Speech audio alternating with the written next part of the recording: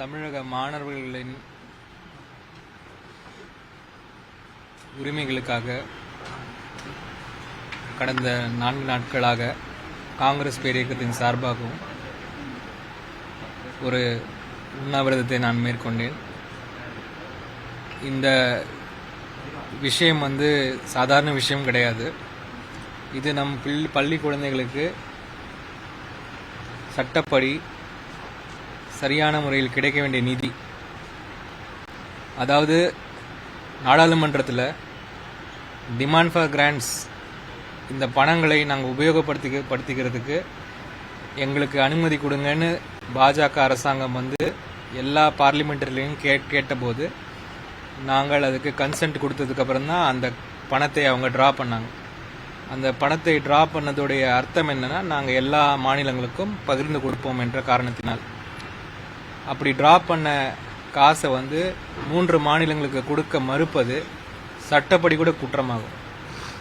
இதனால முக்கியமான விஷயம் என்ன ஆகுதுன்னா, பள்ளி குழந்தைகளின் அன்றாட வாழ்க்கை இன்னைக்கு பாதிப்படையுது. ஆர்டிஇயில் போர்ட்டல் ஓப்பன் பண்ண முடியல. குழந்தைங்க 4 லட்சம் குழந்தைங்க யார் ஆர்டியில் என்ட்ரி ஆனாங்களோ அவங்க இன்னைக்கு ஃபீஸ் கட்ட முடியாமல் இருக்காங்க. இப்படி பல தரப்பட்ட இன்னல்கள் கீழே இருந்தாலும் கூட இதை கண்டுகொள்ளாத பாஜக அரசு, அது எப்படிப்பட்ட அரசுன்னு எனக்கு புரியல. தொடர்ந்து தமிழக அரசாங்கம் எல்லா விதமான முயற்சிகளை எடுத்தும் கூட அவர்கள் எந்தவித செவியும் சாய்க்காததனால், நாங்களும் பல நாடாளுமன்ற உறுப்பினர்கள் பல முயற்சிகள் எடுத்தும் கூட எந்தவித இதுவும் அவர்கள் செவி சாய்க்காததனால் கடைசியாக இந்த உண்ணாவிரத போராட்டத்தை துவங்க வேண்டியதாயிற்று. எங்களுடைய முக்கியமான எண்ணம் என்னன்னா, இந்த விஷயம் தமிழகத்தில் ஒரு பேசும் பொருளாக ஆக வேண்டும். பள்ளி குழந்தைகளுக்கு அவங்க அவங்களுடைய உரிமைகளை கேட்குற குரல் அவங்கக்கிட்ட இல்லை. அது பெரியவங்களாக நம்ம தான் அதை கொடுத்தாகணும். இந்த விஷயத்தை ஒரு பேசும் பொருளாக ஆக்க வேண்டும் என்ற ஒரே காரணத்தில் முன்வைத்து இந்த உண்ணாவிரதத்தை தொடங்கினோம். இன்னைக்கு வரைக்கும் அது இன்னைக்கு தமிழகத்தில் ஒரு பேசும் பொருளாக மாறி இருக்கிறது நான் நம்புகிறேன். அடுத்த கட்ட போராட்டம் களத்திலையும் வீதிகளிலும் தெருக்களிலும் ஆரம்பிக்க வேண்டிய தருணம் வந்துவிட்டது. கடந்த 2 நாட்களாகவே பல தலைவர்கள் என்னிடம் இந்த உண்ணாவிரதத்தை கைவிடுமாறு, போராட்டத்தை வேறு ஒரு ரூபத்தில் எடுக்க வேண்டும் என்ற ஒத்தாயம் என்னிடம் செய்திருந்தார்கள். இன்று காலை எங்களுடைய தேசிய தலைவர் மல்லிகார்ஜுன் கார்கே அவர்களும், திரு ராகுல் காந்தி அவர்களும், திரு KC வேணுகோபால் அவர்களும் என்னிடம் பேசி, நீங்கள் இந்த போராட்டத்தை வேறு களத்துக்கு கொண்டு போக வேண்டும், இந்த உண்ணாவிரதத்துடைய